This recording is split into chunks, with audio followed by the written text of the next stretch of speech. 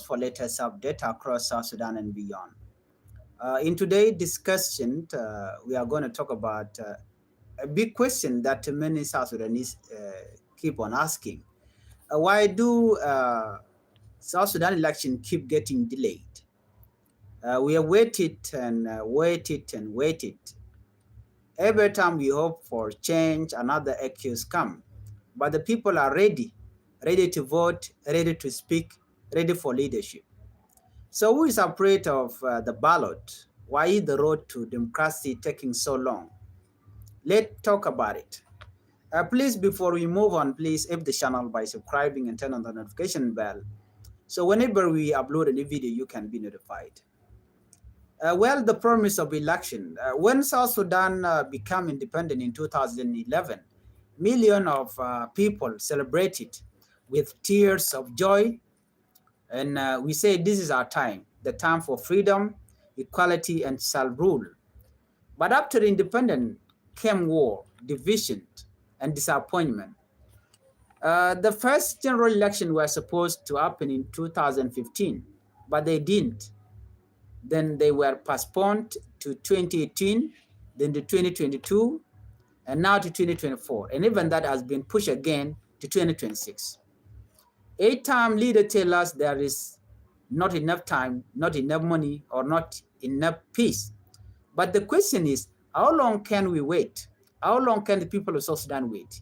People are tired of promises without progress. We must remember an election is not just a political event. It is a voice for the people. It is when citizens finally decide who should lead, who should retire, and who should be held accountable. When elections are delayed, the people power is delayed too. The government say election can only happen when the peace agreement is fully implemented. That means the unified army must be formed. The permanent constitution must be written. The electoral commission must be ready. And the security situation must be calm. All of these are valid points. Yes, people cannot vote while people are fighting or when the system is not organized but it has been years. Nothing happened. In 2018, the peace agreement was signed again, giving new hope. People thought by now, 2025, people should be preparing to vote freely. And instead, deadline keeps shifting. Some officials said, we need more time to prepare the census. Others said, we must first complete the constitution. Even the Peace Monitor, the Reconstituted Joint Monitoring and Evaluation Commission, RJMAC, have warned that delay are destroying people's faith in democracy. Even delay feel like another betrayal of the independent dream. So who's afraid of the ballot? Now let's go deeper, okay? The truth is that people, or we can say some people are afraid of election. Yes, afraid of the people power, afraid of losing the privilege that comes with holding office. There are politicians who know that once citizens vote freely, they will be voted out. So they hide behind excuses. We need security first. The peace deal is not yet complete. They keep saying we are not ready. But the real reason is fear of change. Elections are a test of legitimacy, a way to know whether people still trust you. And some of our leaders, both in government and in opposition, know very well that their time is running out. That is why they prefer appointment over election. They prefer sharing power instead of ending it through the people vote. Some fear that free election might open the door to accountability for corruption, mismanagement, and human rights abuses. So they keep the country in a loop of extension while citizens suffer in silence.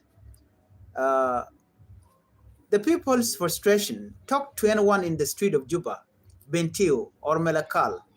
They will tell you the same thing. We are tired of waiting. Farmers are still farming without market. Teachers are still unpaid. Civil servants live monthly without salary. People say, what independent?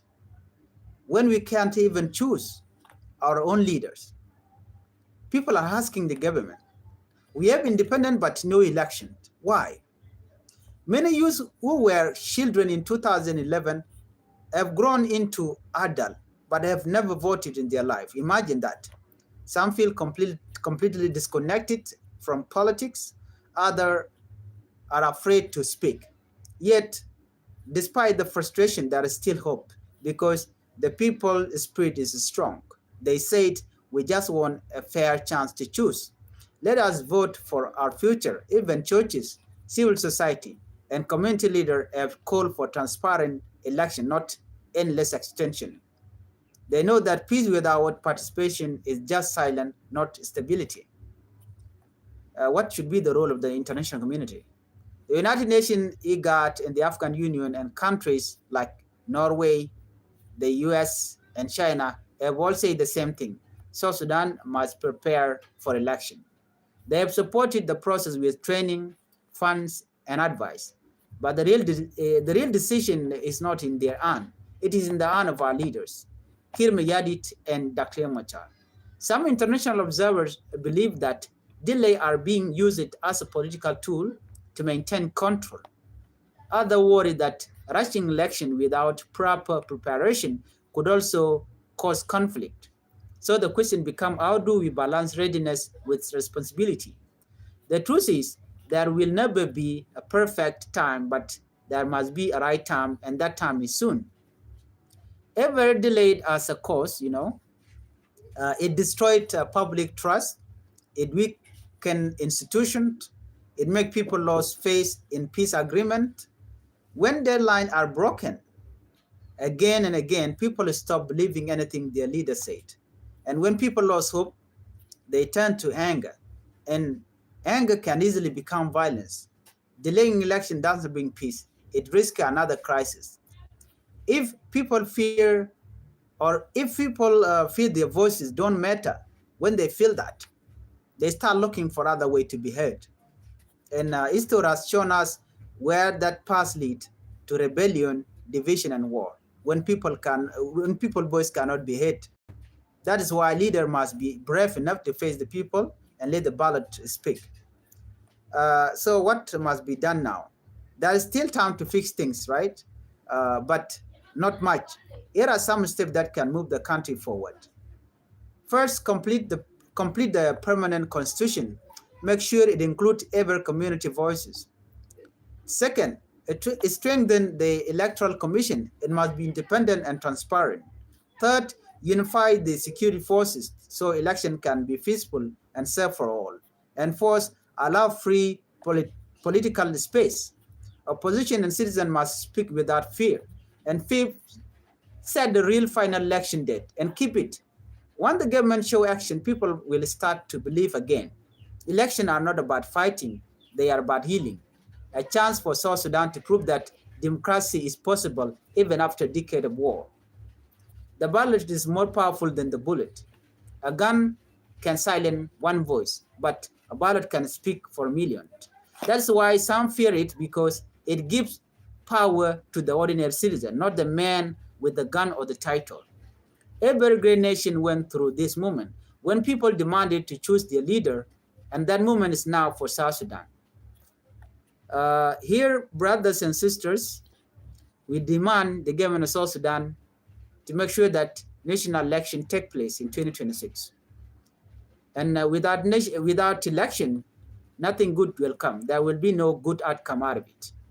Only chaos, like you've seen in South Sudan right now, that still people are worried that the civil war will break out again.